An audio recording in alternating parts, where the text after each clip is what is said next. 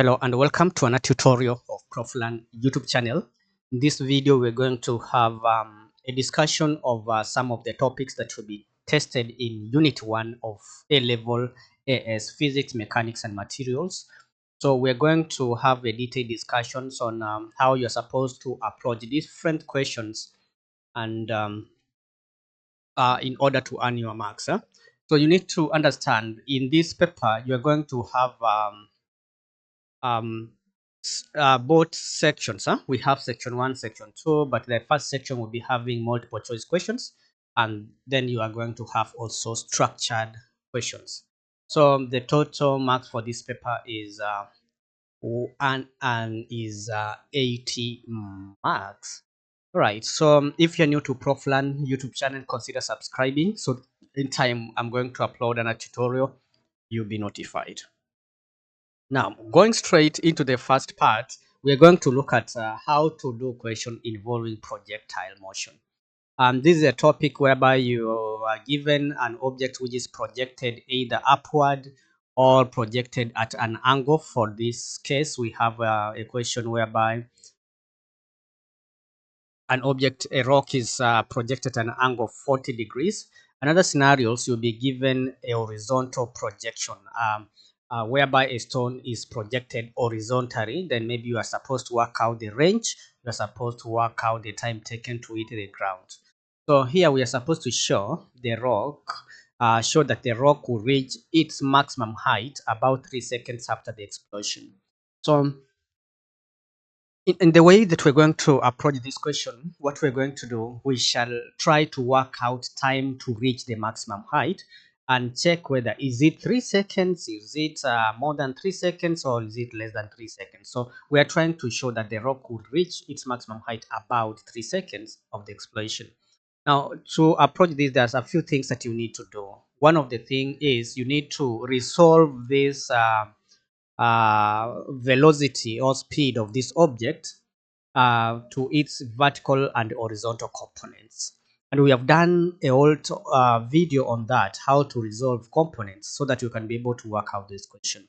And for you to work out the maximum height, you are going to use the vertical component. And so if we resolve this into horizontal and vertical components, then we shall have this as the vertical component of the initial velocity. So that is initial velocity in the y direction, and that is going to be 50 sine 40, and the vertical horizontal component for this is 50 cos 40. So in the event that you don't know how to resolve vector, you need to check in the description. I've added a link for a tutorial I did regarding this kind of concept, so that at least this is a very important concept you should know, because most of the questions that will be tested, ranging from projectile motion, going all the way to moments, going to all the way to work done, you will realize that they are going to make use of the concept of resolving vectors into vertical and horizontal components. So if you didn't watch that video, check it in the description, so that you can be able to have a look what we did, because we did intensive and extensive kind of detailed video on that. So we need now to identify for maximum height. What we need to know is that the vertical component, final vertical component of the velocity will be 0. Gravity will be acting in the negative direction, that's negative 9.81. So which will mean that we can now be able to use this formula. We shall use the Stewart equation of motion, and we have the initial velocity in the vertical direction, because we are assessing the motion of the rock upwards vertically. That's why we're using the vertical component of the initial velocity, which was 50 sine 40. And then we can now apply this formula here, the Stewart equation of motion, so that we can be able to work out the time. So we have the final velocity, we have the initial velocity, we have the acceleration, which is negative because the object is going against gravity. Then now we can be able to make t the subject, the formula, and try to check what are we finding. If you work out t, it's approximately 3.8 can find is 3.28. So which will mean that it's approximately 3 seconds as the way it was given in this question. Now, the next part, we are told the rock moves in the direction of a hill, and the hill side is inclined at an angle of 20 degrees. Remember, the speed was set at an angle of 40 degrees. So which means that we are supposed to deduce whether the rock hits the ground before reaching the maximum height. So we need to know what was the maximum height. That's the first question that we need to ask ourselves so that we can be able to assess whether the rock is going to reach maximum height before hitting the rock, the side of the hill. So we know that S equals to UT plus a half AT squared. So meaning that we can be able to substitute what we know into the equation in order to work out the maximum height reached by the rock. Once we get the maximum height reached by the rock, we can now find the height, the range, how far did this rock move horizontally. And then once we have the range, we can be able to now find the height. Okay, let's now work. This is the height of reached rock. We also need to know, okay, this is the height for maximum height reached, but this part that I've drawn an arrow here is where we are going now to find the range. We need to find the range, and range, if you are asked to find the range in a projectile motion, it would be initial velocity in the horizontal direction by the time maximum height. So this is going to be 50 cos 40 times 3.28, and that's going to translate to 125.6 meters. So this distance here, let me just say, across from where the rock was projected, across this is the hillside, and this is the angle of inclination of the hillside, and now this distance here is 1.6 from where the rock is projected to the other side of the height. The horizontal distance is actually 125 points. So which will mean that we can be able to find this height using tan, because we have adjacent and we have opposite. So we can be able to say tan theta equals to opposite of adjacent, and this is going to 6 tan 20, and that means we're gonna get what is going to be 45.7 meters high. Then now, if you look at the maximum height and the height of the hill at that given point, then you can realize that the rock will reach the maximum height without hitting what? Without hitting the hillside. So basically, that's what you are supposed to do. So I believe you have followed through. Make sure that you understand how to answer questions involving projectile motion. Now we need to change a gear and talk of moments. Moments, and under moments, you need to understand how the principle of moment states. Remember, principle of moment state that at equilibrium, at balance, at equilibrium, sum of clockwise moments about a point are equal to the sum of anti-clockwise moments about the same point. So we are told that the force of wind that's blowing is actually 14 newtons in the horizontal direction, and we can see the distance, the vertical distance from the point where the parasol is rotating is about 1.8 meters, and the base of that parasol is 0.44 meters, and the weight, you see, it's acting downwards. Explain why the parasol will topple, and your answer should include calculations. Now, when an object is at equilibrium, there are two conditions that has to be satisfied. Condition number one is that the sum of clockwise moment equals to the sum of anti-clockwise moment about the same point. Number two, the sum of upward forces or downward forces, the resultant forces, the forces in either direction must be balanced. So which means that the force will be acting maybe upward or downwards. Those two forces has to be balanced. Or if you have more than two forces in either direction, they must balance. So we have two condition: forces balancing in either direction, and also we shall also talk of um, shall also talk about of the moments, clockwise and clockwise moments being equal. Now let's see. The first concept that we're going to see and mention at this point is that this parasol is not at equilibrium. If it's not at equilibrium, if it's not balanced, if the clockwise and clockwise are not equal, if the forces in either side are not equal, then it's going to topple. Yeah, so we shall say it will topple because the line of action of the weight is outside the base and cannot regain equilibrium. So how did we know that it does not regain equilibrium? We are going to focus on the moments. We shall work out clockwise moment, and our clockwise moment is going to uh, be produced by the weight, and the weight we are told is 110 newtons times the distance, which is going to be a half of 0.44. Because the weight is acting at the middle and the base was actually 0.44, then means that we are going to divide by that by 2, then that times 110. So if we work out that, we are going to get the moment. Remember, moment of force equals to force times perpendicular distance. We are talking of perpendicular distance in that case. So here we are going to have what? 24.2 Newton meter, which is the SI unit for a moment of a force. Number two, we are going to work out anticlockwise moments.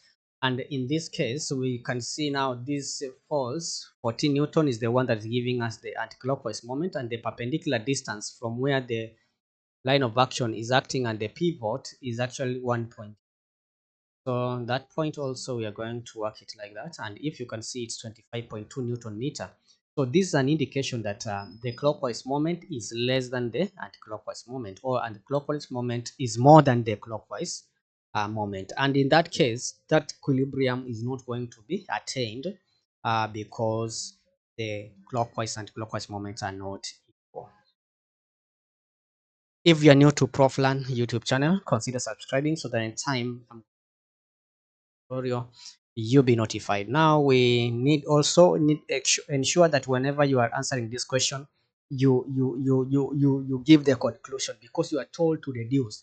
So you have done the calculations and finally you have obtained that 25.2 is greater than 24.2, which indicates that at this moment this moment there is no equilibrium. To prevent the parasol from toppling, a rope is attached to the parasol at 1.5 meters ground. You can see that it's shown here, and the rope makes an angle 44 to the vertical, and the horizontal force from the wind is now 25 newtons. See, now it's pushing with a greater force, but remember the tension of the rope is going to prevent it from actually falling or toppling. So we are supposed to determine by taking moments about the center of the base, the vertical force at the base that exerts on. What is the vertical force? And in this case, we're going to say we're going to use Newton's third law of motion, which states for every action force there are equal and opposite reaction force. If a force is you are pushing a wall or you're exerting some force on the wall will exert an equal and opposite force back on your body. So meaning that even the parasol, the weights resting like that, if it's exerting some force on the base, then the base will exert an upward equal amount of force. So in this case, what we're going to do, we shall be working out what is the total downward forces in the parasol is exerting on the base. Then from there, we can be able to say they are now equal to the force that the base is going to exert back. Now, you see, we are having 25 newtons pressing on the other side, and we are having the tension force pressing in that angle. So, meaning we're going to use the concept of resolving vectors in order to work out what is the tension T. Yeah, so we see this tension is acting at an angle 44 degrees, then it must be having a vertical component that is acting down. At the same time, it has a horizontal component that is acting in the horizontal direction like that. So, which means that this force that is horizontally here is also can be transferred. It will be the same so that we can be able to easily work it out. Yes. So this one we call it T sine 44. Yeah, this red force, and the yellow force here is T cos 44. Yes, so those are the vertical and horizontal components of the tensional force that is on the rope. So we're going to use the horizontal component and the 25 newtons in order to work out clockwise and anti-clockwise moments. And in that way, we can be able to work out what the value of T is, which we shall use. We shall use this horizontal component, and then we shall say clockwise moment equals to anti-clockwise moment. So since the parasol is at equilibrium, that's why we are using this concept of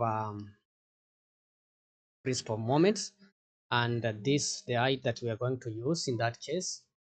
Then here we have anti-clockwise moment 25 newtons. This one is clockwise moment of T sine 44 newtons. Then we can say now 25 here times 1.8. We can be able to make T the subject of the formula in order to find T. If we work it out, we are going to get our answer close to what?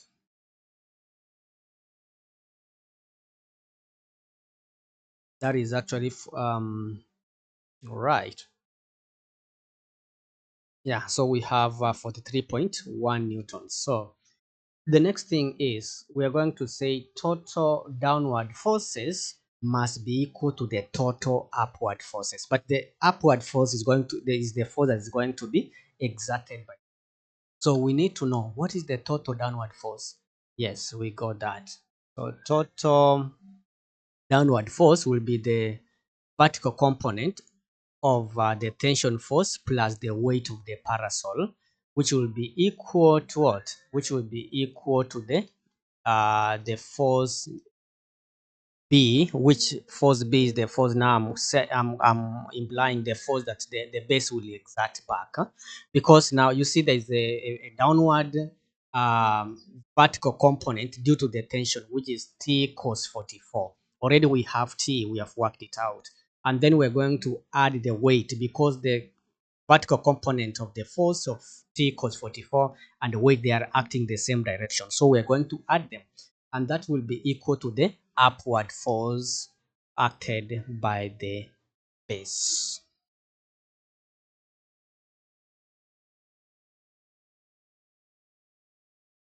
So once we substitute this, if we work it out, we're gonna get what?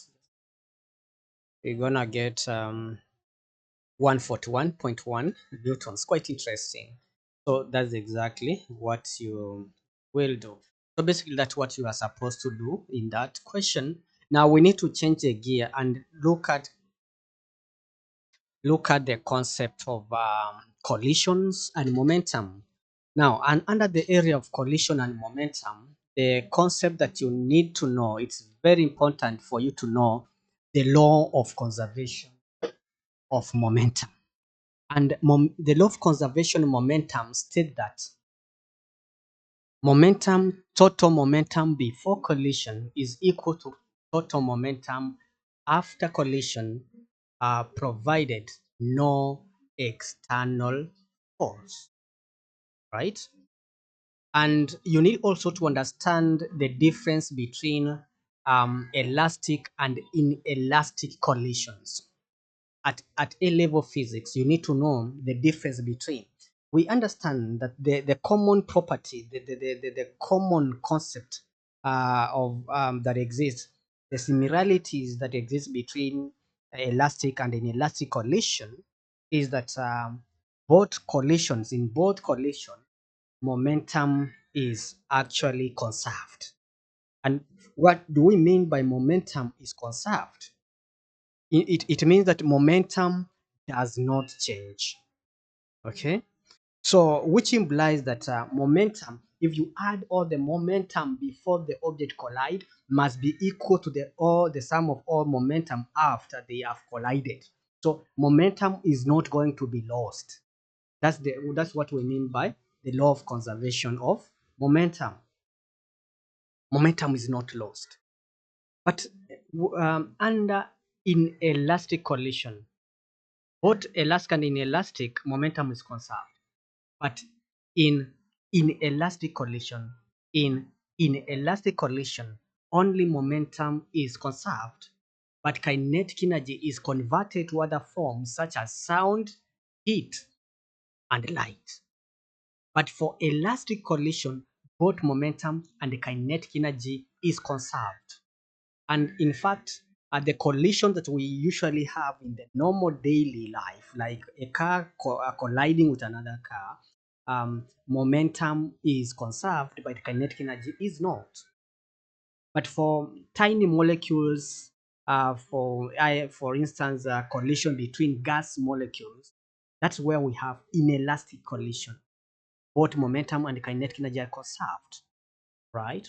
So we need to um, have that understanding, and also for you to be very safe in an exam, make sure also you know how to work out question to do with collision that involve object moving in a linear direction, colliding in a straight line, or objects colliding at an angle, because now that one you have to ensure you can be able to you can be able to do resolving vectors. But we're gonna you can check also in the description down below. Check in the description down below, you'll see a detailed video on only for collision and momentum, and different questions that have been asked in different exams. Now, a game is played where each player must use a mallet to hit a disc across a table into opponent's ball. One player accidentally lets go of a mallet, and the mallet travels at the speed of 1.6 meter per second and collides with a stationary disc. After the collision, the mallet continues in the same direction at a lower speed of 0.3 meter per second. The disc moves in the same direction as the mallet with the velocity v as shown there. So we know that the mass of the disc is 0.035, but the mass of the mallet is 0.17 kg. Initial speed of the mallet was 1.6 meter per second, and then we are supposed to work out the value of v, the speed. Now, in this case, what you need to understand is that we are going to use the law of conservation of momentum, and we're going to say that momentum before collision is equal to momentum after collision.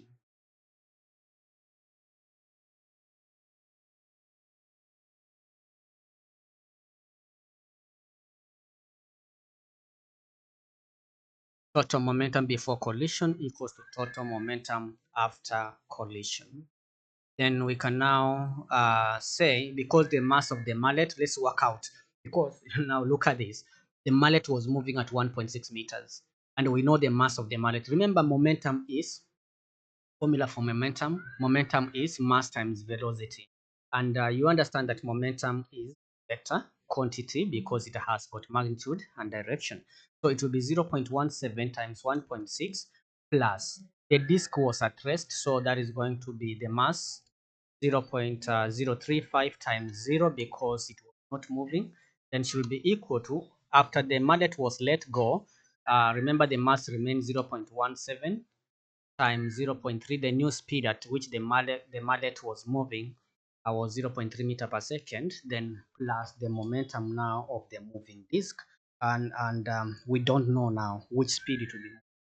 Then you are going to pull the like terms to at this point.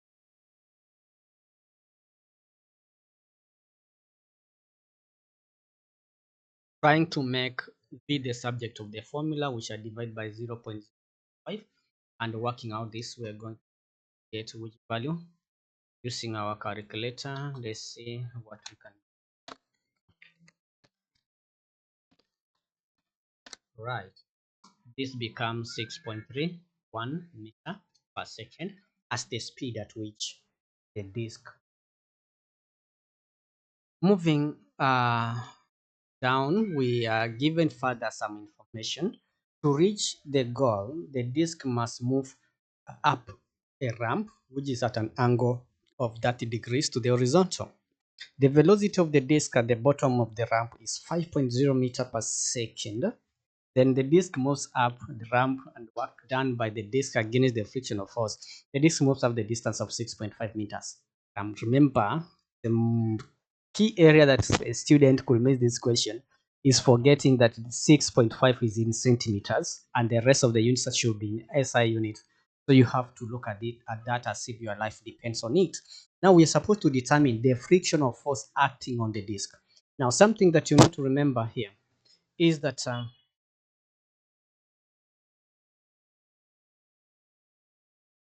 the speed at which the or the velocity at which the disk was at the bottom was 5.0, but as it will be moving up the inclined plane, the speed will be slowing down as the object will be losing kinetic energy and it will be gaining potential energy.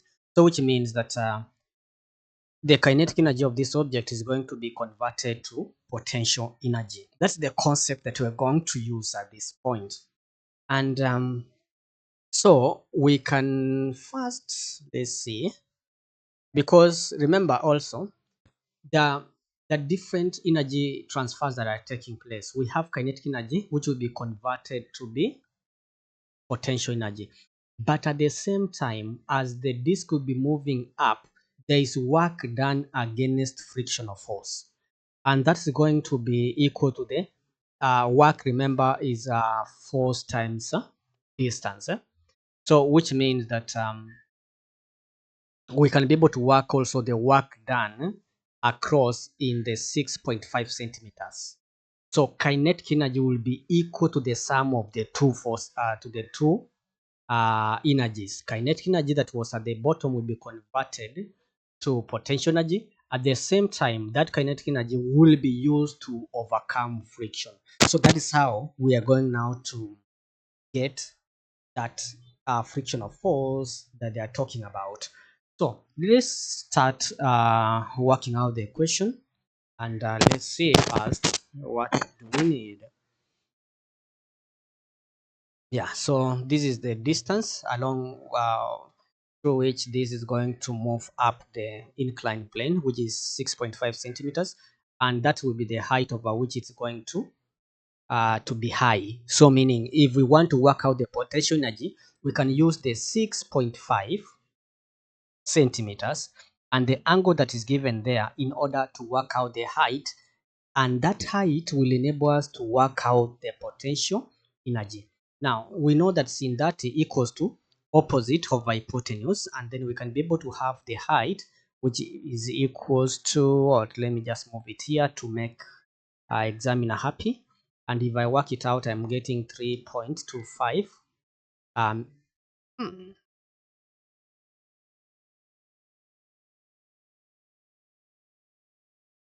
3.25 centimeters. Yes, I was surprised. How did it become that?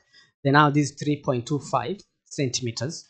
Also, which means that we can be able to convert that to meters, and that becomes 0.0325 meters. Now, so gravitational potential energy, remember, is mass times gravity times height, which we can be able to substitute. Now the mass was 0.35 times the height, the gravitational potential energy, which is 9.81 times 0.0325, and which means that we're gonna get our answer as what?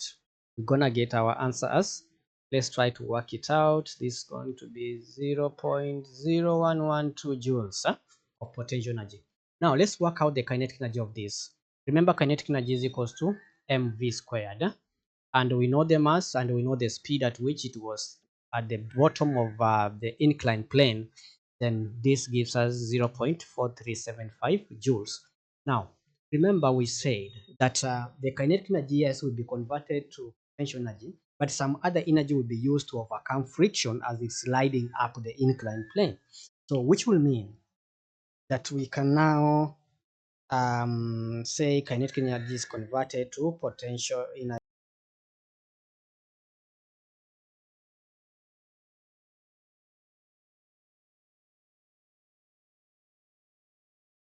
Now at this point we have the kinetic energy, which is 0.4375 joules, and also we have the potential energy.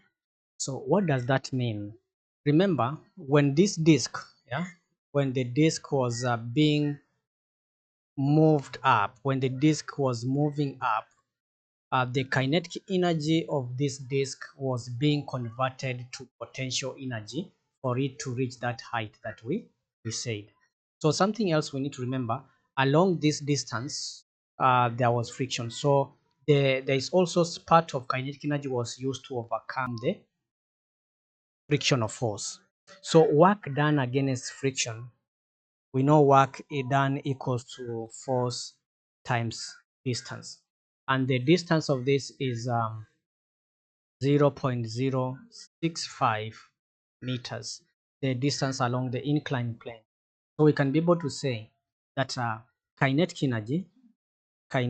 energy minus work done against friction should be equal to gravitational potential energy. So we are going to now have, remember, the work done against friction will be the frictional force, which we don't know, times the distance, which is 0.065. Yeah. So this one is going to be 0.4375 minus 0.065F is equals to 0.0112. Okay, so you bring this one here. If we subtract, I'm going to have 0.065F, which is equivalent to 0.4375 minus 0.0112. Then we can divide both sides by 0.065 and see what we have.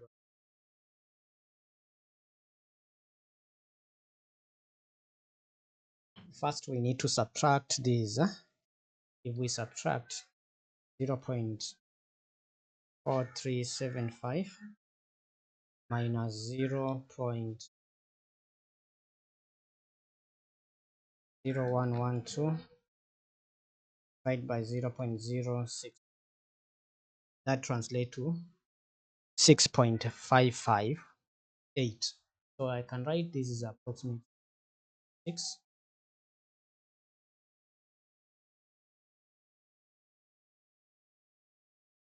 divided by 0.65. Yeah,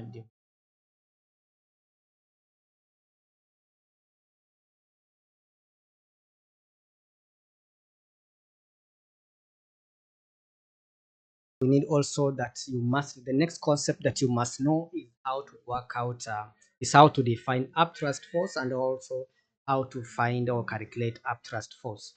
State what's meant by upthrust force. Remember, when objects are placed in a fluid or an object is placed in a liquid, then there is an upward force experienced by the object. This upward force experienced is called the upthrust force. If you are swimming while you are in water, you will feel like there's a force pushing you up, and that is actually upthrust force. And this is the force that try to make objects to actually do what? Float. The upthrust force is usually equal to the weight of the volume of the fluid displaced. So that's something also you must put into account when you are learning about upthrust force. And remember, if you are asked to calculate upthrust force, what you need to do is to work out the weight of the volume, is to work out the weight of the fluid that was displaced, of the fluid that was displaced. Upthrust is equal to the weight of the upthrust is equal to the weight of the fluid that was placed.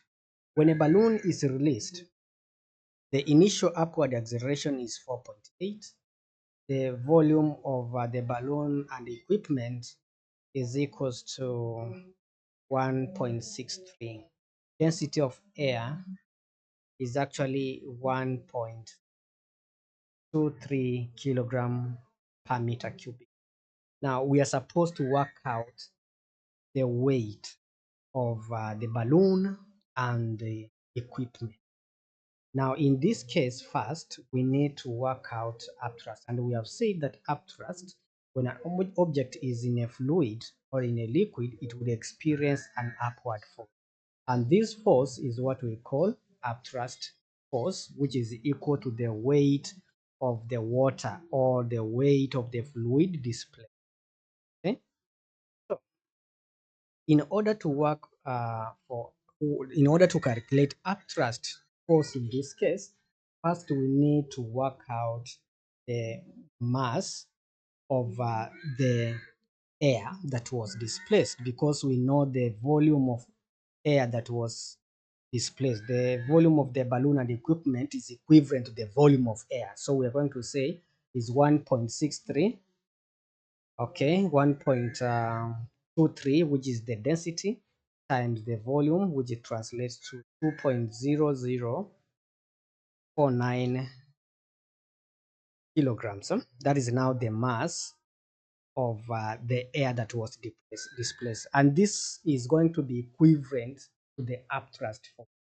So we can be able to work out the weight. Remember, weight is mass times gravity. So which will mean that we can be able to work out the weight of the air that was displaced, which is that times 9.81, yeah, times 9.81. Then if we work out that, we are going to get, that is the value for our upthrust force. So our upthrust force is that. And remember, this object is going to be accelerating. The balloon and the equipment are going to be accelerating upwards. So which means there is a resultant force. And the resultant force is going to be upthrust minus the weight. If the upthrust is greater than the weight, then this means this balloon and the equipment will be accelerating upwards. So we have to work out that. We have to subtract that. Now, upon subtracting, I remember I've just let the mass and all the equipment to be M. And then to get the weight of that, in order to subtract from the upthrust force, it will be M times 9.81, which will be equal to force equals to MA. Remember, law of motion, F force, resultant force equals to mass times acceleration. So that is the concept we are using there. So subtracting 19.67 minus M times 9.81, that is the force, resultant force, that is making the balloon to accelerate. But mass, still we're saying is M times the acceleration, which is 4.8. Then we can be able to make M the subject of the formula, try to arrange this equation. We can be able to divide 14.61 both sides, 1.346 kg. Since we are working out weight, we can multiply by 9.81. Finally, we get our answer as 13.20 newtons as the weight of the balloon and all the equipment. The next thing that we're going to do here is to check whether the balloon is going to burst when it reaches some height of 25 kilometers. we're told the balloon will burst if the volume exceeds 50 meter cubic. So for 25 kilometers, we need to know what's the density in order to check that. The way I want to check this, whether the balloon is going to burst before reaching the maximum height, I'm going to read the density from the graph and then use that density and the mass of the content and check what's the volume of that balloon at that point of instance. So we can be able to check the height here, and we can also check the corresponding density. We can see 0.04 kilogram per meter cubic, but we know that volume equals to mass divided by density. And do we have the mass? Yes, so we can be able to substitute it here, yeah, because mass times density times volume is going to give us that. But that section here, 1.23 times 1.63, I'm trying to work out the mass of the air at that given point, so that we can be able to divide by the density of air and then check what will be the volume of the balloon at that height of 25 kilometers. So if you work it out, we are getting 50.1225 meter cubic, and you can see it's more than 50 meter cubic. So meaning what? This balloon is going to burst. It burst because the volume is more than 50 meter cubic. Moving to part C, we are told a weather balloon made of a strong material will rise and eventually stop expanding, and it will continue to rise until it reaches a maximum height. Explain how and why the velocity of the weather balloon changes from release until it reaches the maximum height. Now remember, when an object will only start moving, an object will accelerate, an object will change speed. The speed will increase if there is what we call a resultant force.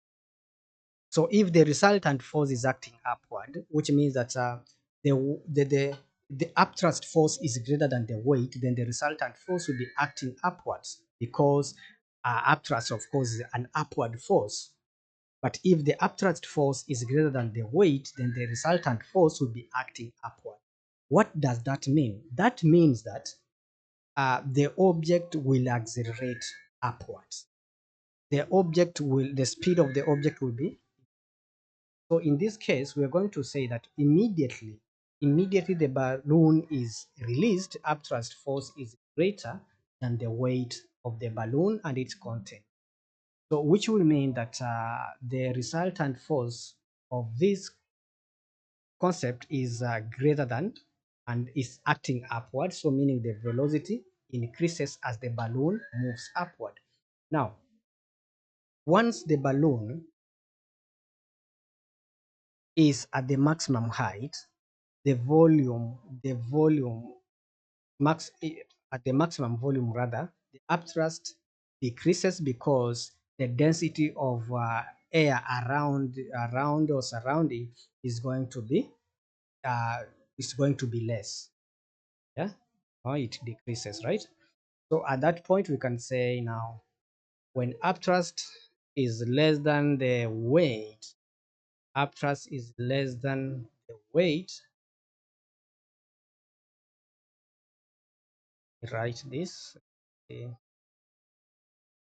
then the resultant forces will be acting downward, and the speed of the object is of the balloon and the equipment is going to decrease to zero. Now it will be at zero once the upward upthrust force is equal to the weight, then the balloon will not be moving.